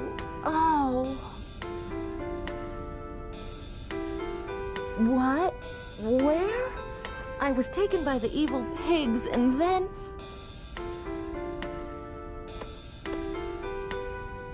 Tombi! You're all right, Tabby. There is a touching moment between two of them, To rescue me! one that Zippo clearly is uncomfortable with. So much, Tombi!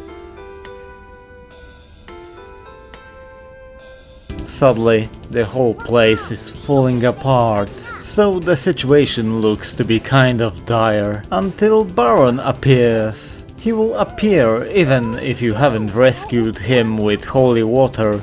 Actually, I was really taken aback when I first finished the game, and suddenly the dog from that statue in Donglin Forest showed up to rescue Tombi. Anyway, the whole world goes back to normal.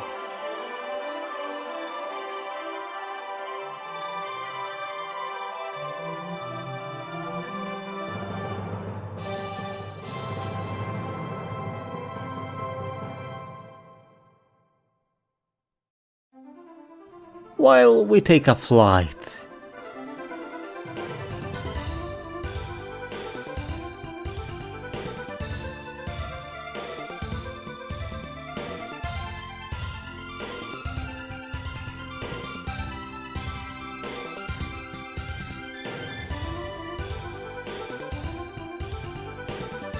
Ending in coal mining town, and thus the first event discovered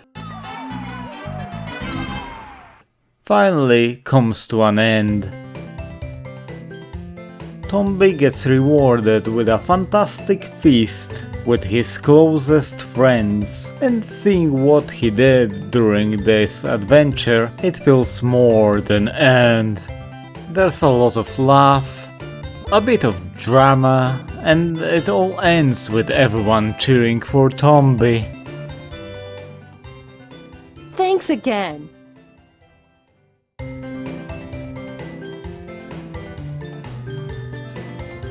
Tombi!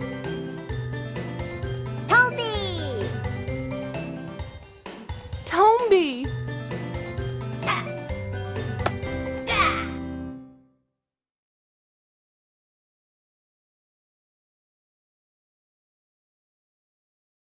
Then both Tombi and Charles visit Kainen in a dark room. There's a mysterious chest next to him. Kainen actually will rate players' completion of the game. If the player has not completed every standard event, Kainen will very politely say that we disappointed him.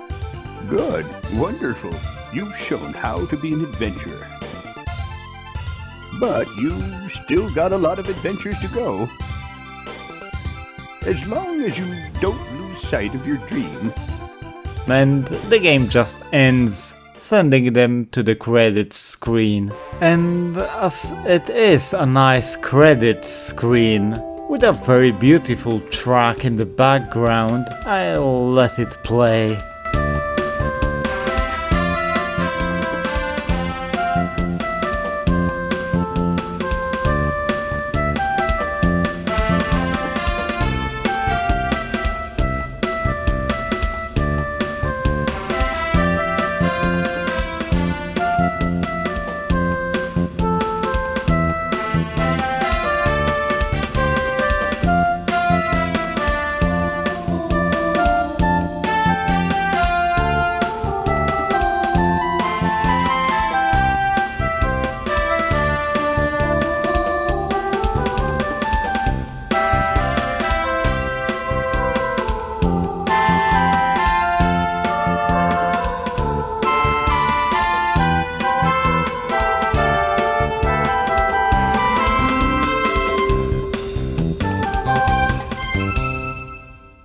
You know, I wanted to thank everyone who has worked on this game.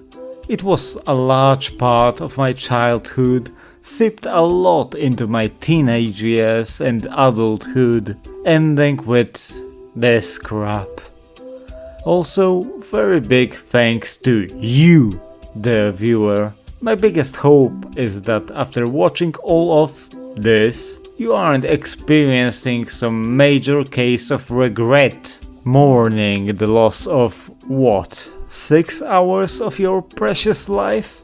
If you are, then I'm deeply sorry, and I offer you comfort of the knowledge that at least you didn't lose as much as I did. Finally, I wanted to thank Tokuro Fujiwara for creation of Whoopee Camp and Tombi duology, making lives of many people just a tad better. To be honest, I'm still wondering, does Tokuro Fujiwara regret his decision of leaving Capcom and forming Whoopee Camp just to fail? Did he regret that he took a chance to fulfill his dream and failed in the end? Or is he content and happy that he at least tried and people still enjoyed, no matter how little came of it? Oh, and hey, the credits show the hidden full pot of life and tease you with the footage of Tower of Wisdom. And then you can enjoy being kicked to the Whoopee Camp logo. It wasn't fully satisfying, wasn't it?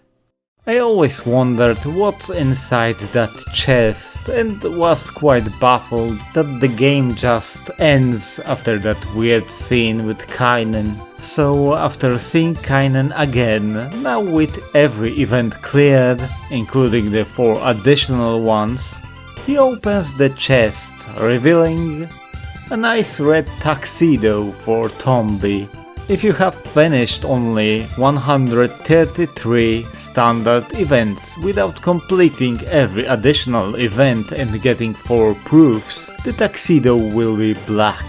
And remember that the additional events use other flags and probably require you to have proofs in your inventory for them to work, so even if you cheat to have 133 or more events done, it will still give you a black tuxedo. We then go to the true reward. A bonus cutscene where Tombi says goodbye to all his friends and goes on a nice boat ride thanks to Ark. Hey! We're all ready!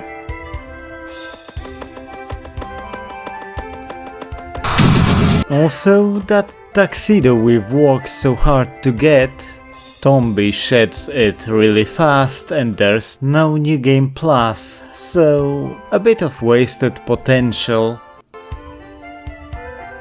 What do you think? It's my latest creation. Now, give it a name. The Super Ultra DX Special Excellent Vote MK2. Thank you so much. I was so happy when Tombi came to save me.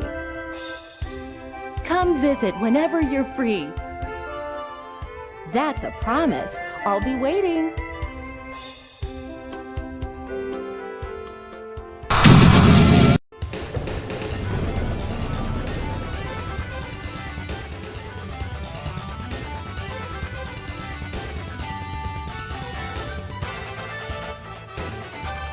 The boat then crashes and the game just ends. This is the last moment we ever seen Tombi and co. But then, something came to my mind.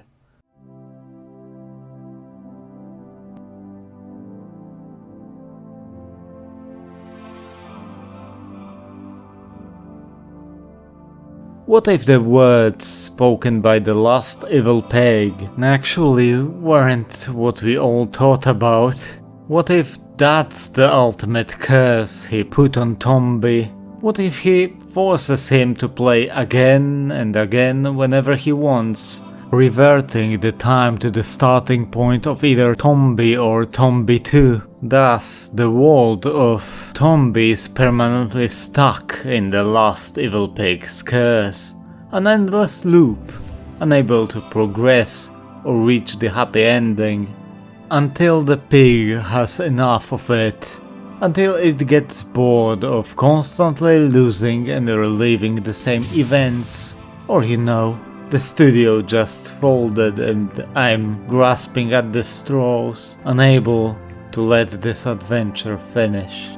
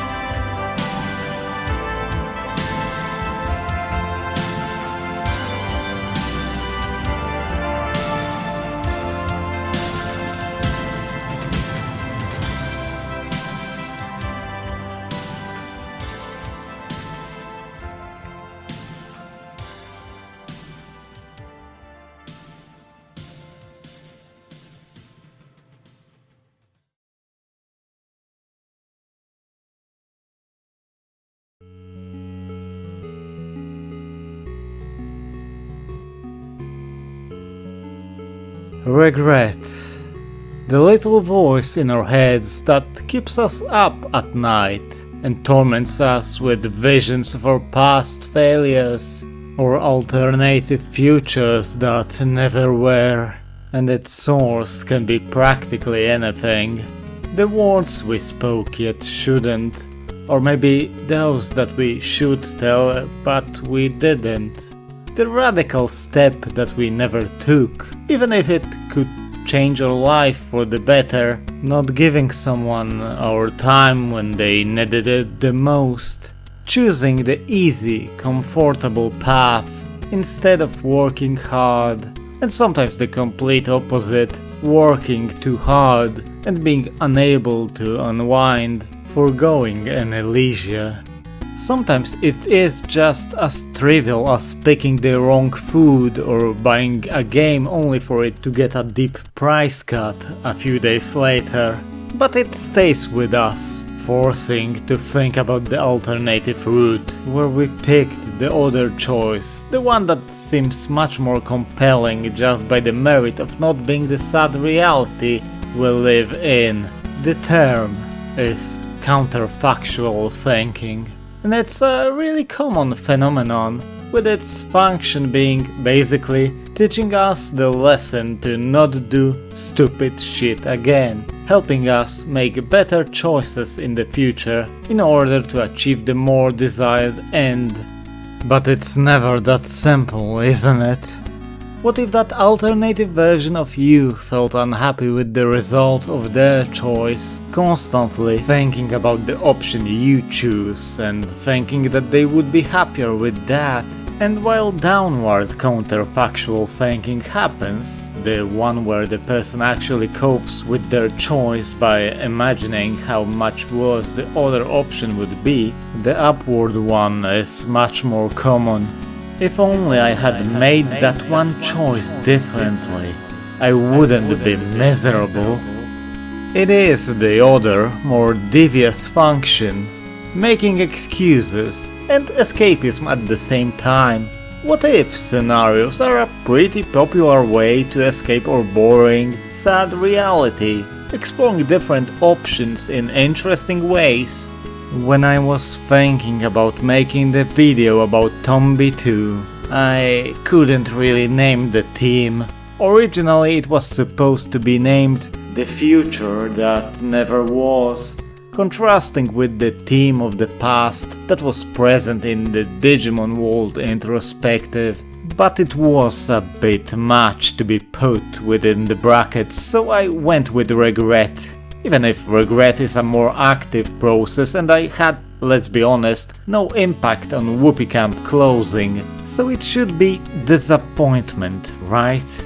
Well, then it hit me.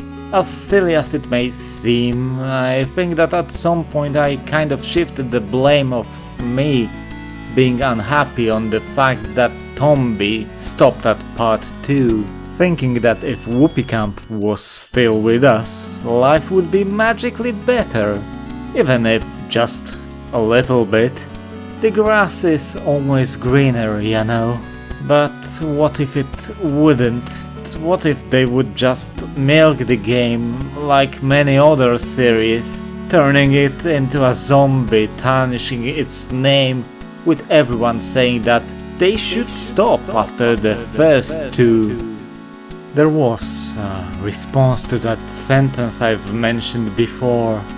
It goes, if of all words of tongue and pen, the saddest are it might have been, more sad are these we daily see. It is, but it hadn't ought to be. So maybe we should be grateful for what we have, because it could have ended much worse. But that's just theorizing. Because we all know what the cruel reality is.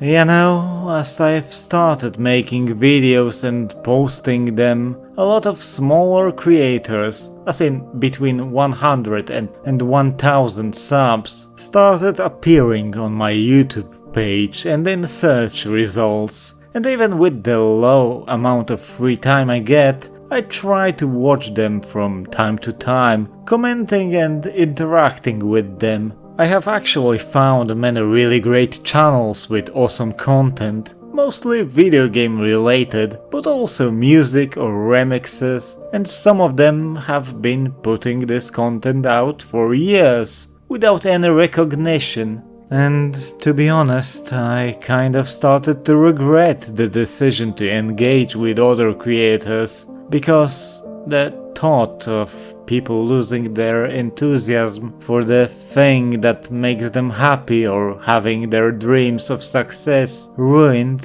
hurts my soul. You see these people that you want to see succeed and then nothing happens.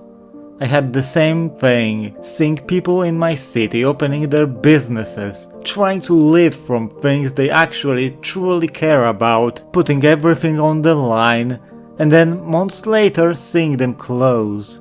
Countless dreams are being brought to reality each day, and the realization of that is something I would pay a lot of money to be able to forget. And that brings a really big question. What is better? Never trying to make your dream reality, but keeping it safe as a possibility in the future that will never happen? Or actually trying and failing spectacularly, thus burying the dream? Which option will bring more regret? And do I regret making, well, regret? No. To be honest, even at the toughest moments, there were no regrets. Back in a day, when thinking about my fantasy content creator career was my escapism, there were only 2 games I ever made any drafts for: Digimon World and Tombi 2. Making nostalgia was a big enough undertaking, and finishing on it would leave me satisfied. Knowing that there were people who actually have enjoyed it, finishing regret was just going for a bonus, and if this was my final video, I would be satisfied and happy. I still want to create more of the bracket series, with finishing the initially planned 6 being the perfect scenario. But at the same moment, I feel that I have to get my life into a bit better state, finishing my specialization and actually starting to put effort into stuff other than videos. I'll still be producing more shorter videos that I hope you'll enjoy. And if you had enough of me, then that's fine too. And I'm really thankful for all the time you gave to me. But for now, when it comes to larger projects, someday, somewhere, we'll enjoy life. Right, viewer?